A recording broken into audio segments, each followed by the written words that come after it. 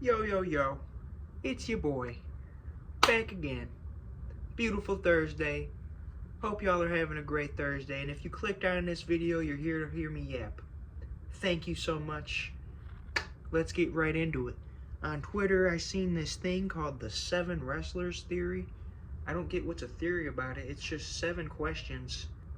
And it's asking me about my favorite wrestlers and who got me into wrestling and stuff.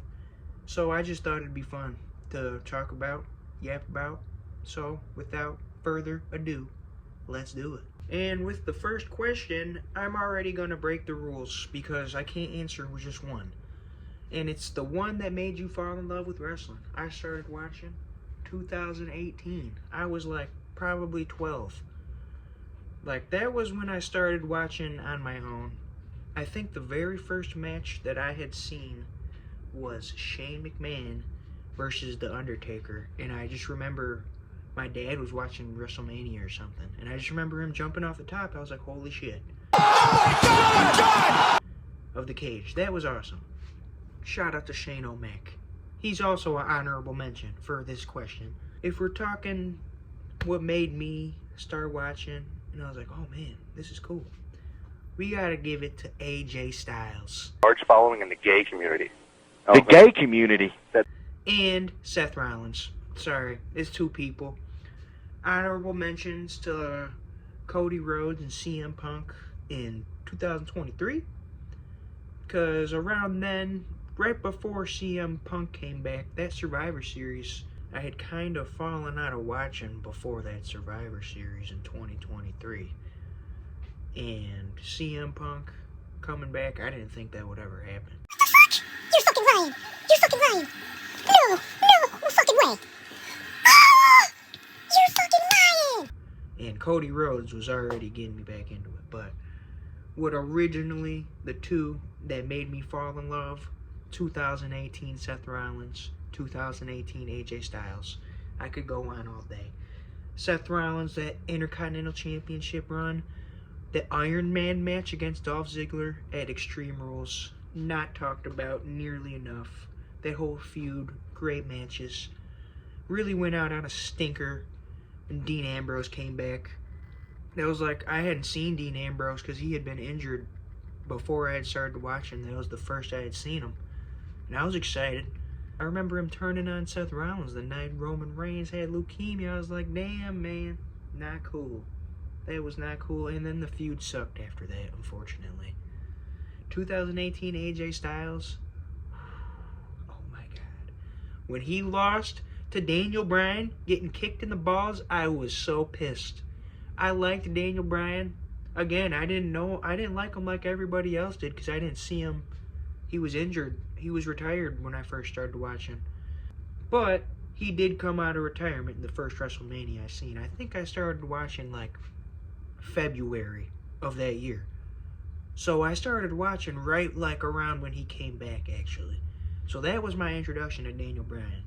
AJ Styles was having bangers all year. Great match against Rusev. Samoa Joe matches.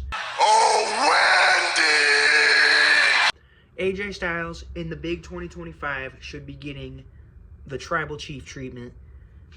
He's going to retire soon. Why is he losing to Logan Paul at WrestleMania? That actually doesn't bother me like it does some people. But what are we doing with AJ Styles? He should be a champion right now. So the second question in this little theory.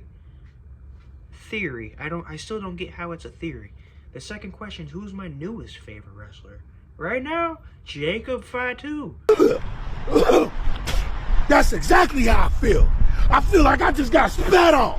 I feel like they just pulled out the whole goddamn cup on me. Man, I'm stressed out. P&B, every day we live. Every day, Uso is stressing the fuck out. Oh my God.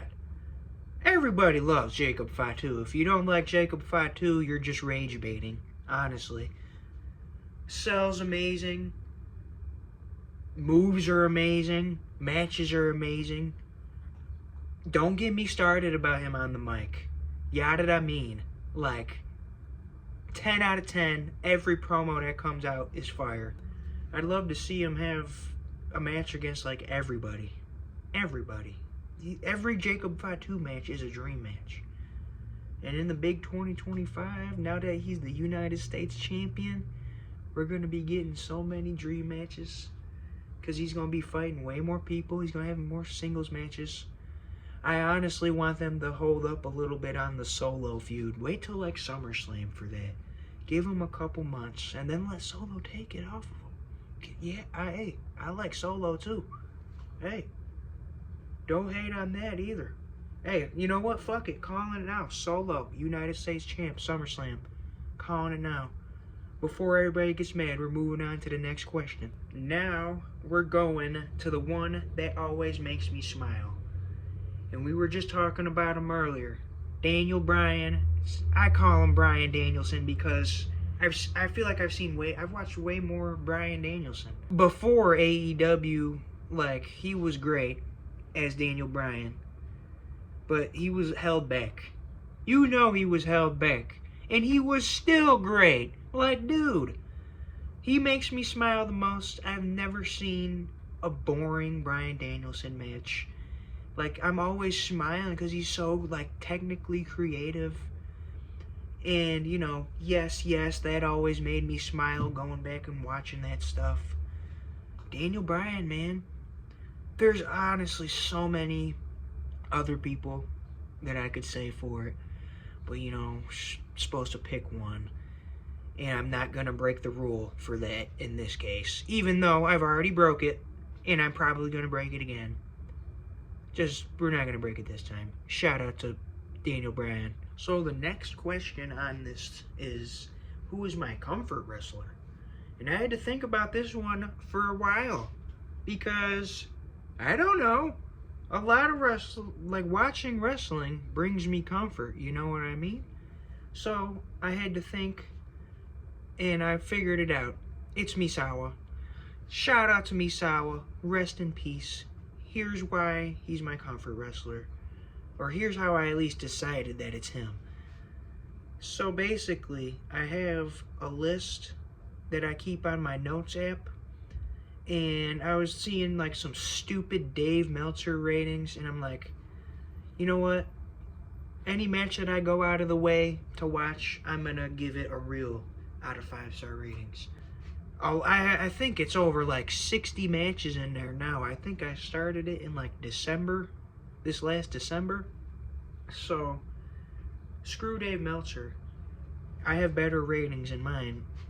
And what this has to do with Misawa is he is easily the most that I've gone out of the way to watch and rate his matches because I love them. He's also, I've never seen a boring Misawa match. I could go on and on about his match 2005 against Kawada, their last match against each other.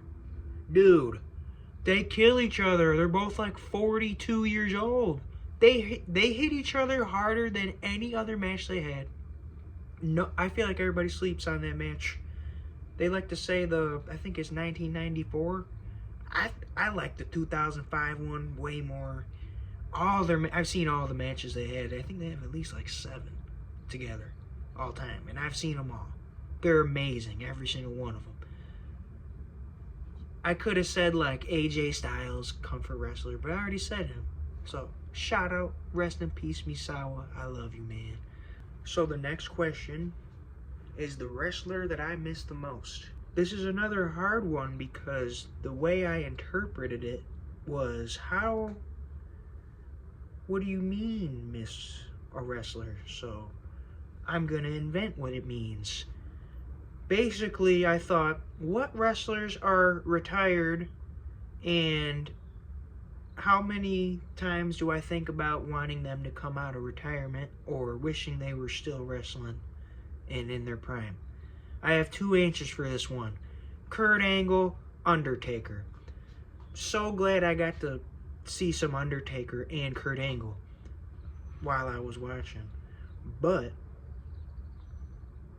if we're talking past 2018, I didn't get to see their prime, not even close to their prime. But I have went back They are some of my favorites of all time.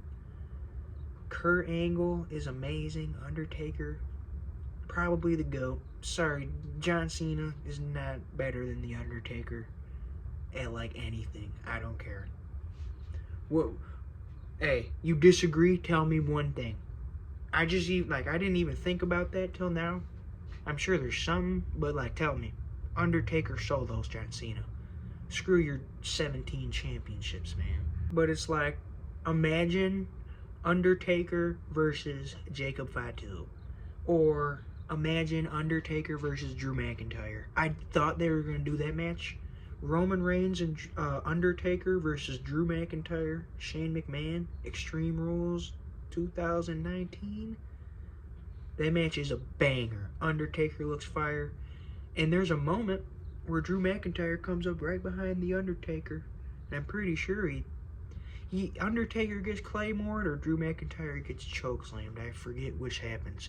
But the shot is awesome, and it makes you think that that's going to happen at a WrestleMania.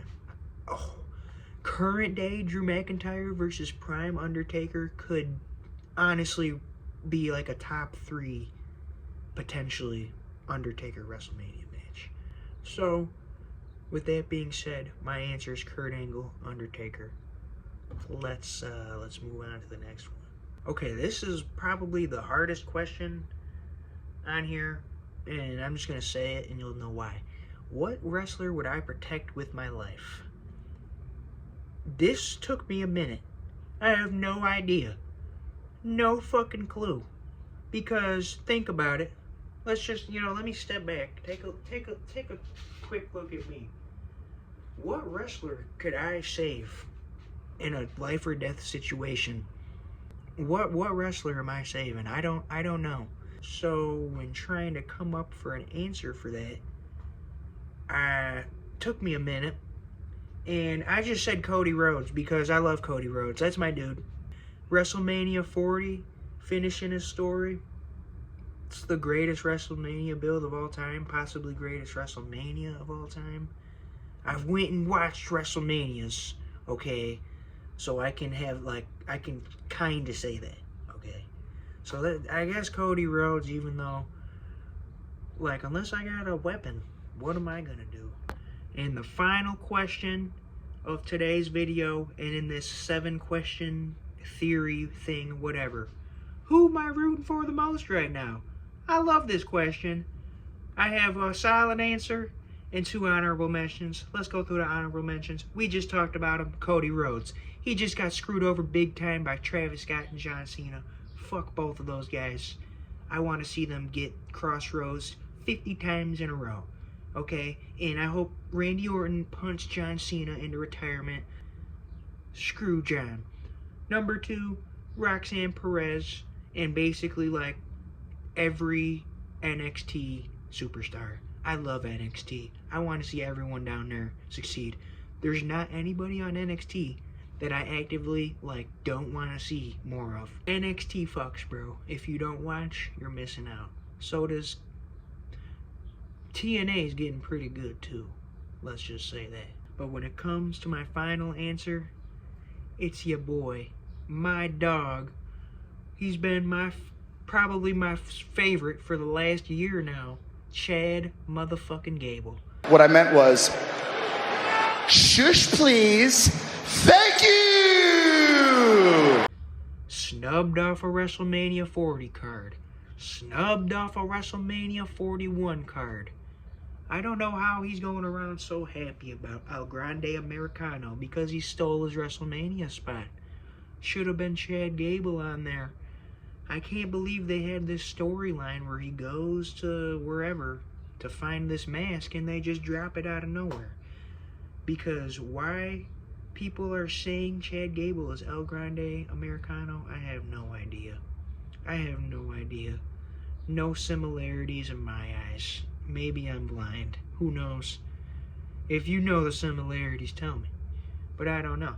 Chad Gable, 2025, it's gotta be his year to win gold, man. Come on, it's been long enough. He puts on a banger. I think he's the best wrestler in the world. Okay, He can do anything. He can do fucking anything, okay? I'm not trying to complain. I'm not. We get a lot of good out of Chad Gable as it is. But we could get so much more. You know what I'm saying? That's all.